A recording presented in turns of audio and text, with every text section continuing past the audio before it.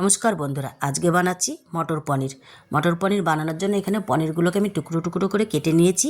নিয়ে এগুলোকে সামান্য নুন দিয়ে লাল করে ভেজে নিচ্ছি। পনিরগুলো ভাজা হয়ে গেছে, এবার এগুলো তুলে নিচ্ছি। এবার ওই তেলেই দিয়ে দিচ্ছি আলু। আর আলুগুলো আমি আগেই সিদ্ধ করে নিয়েছি। সিদ্ধ করার সময় যেহেতু নুন দিয়েছিলাম, তাই আর ভাজার সময় নুন দিলাম না। আলুগুলো লাল করে ভাজা হয়ে গেছে, এবার তুলে নিচ্ছি। কড়াইতে আর একটু তেল দিয়ে সাদা জিরে ফোড়ন দিয়ে দিচ্ছি। আর দিচ্ছি বেটে রাখা পেঁয়াজ আর আদার পেস্ট। আর দিচ্ছি জিরের গুঁড়ো, লঙ্কার গুঁড়ো, হলুদ গুঁড়ো, পরিমাণ মতো নুন আর একটা টমেটো কুচি। তারপরে দিয়ে দিচ্ছি মটরগুলো। এবার ভালো করে মশলাটাকে কষে নিচ্ছি। মশলাটা কষা হয়ে গেছে আর মটর আর টমেটো সিদ্ধ হয়ে গেছে।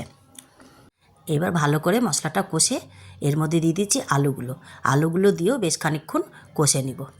তারপরে দিয়ে দেবো পরিমাণ মতন জল। এখানে জলের পরিমাণটা কম দেবো, কারণ আলু আমাদের আগে থাকতেই সিদ্ধ করা আছে। আর এর মধ্যে দিয়ে দিচ্ছি পনিরগুলো, দিয়ে বেশ খানিকক্ষণ ফুটতে দেব। আর এর মধ্যে দিয়ে দিচ্ছি স্বাদ অনুযায়ী চিনি। অনেকক্ষণ ফুটে গেছে, এবার এর মধ্যে দিয়ে দিচ্ছি ঘি আর গরম মশলা, দিয়ে ভালো করে নাড়াচাড়া করে নামিয়ে নিলেই তৈরি মটর পনির।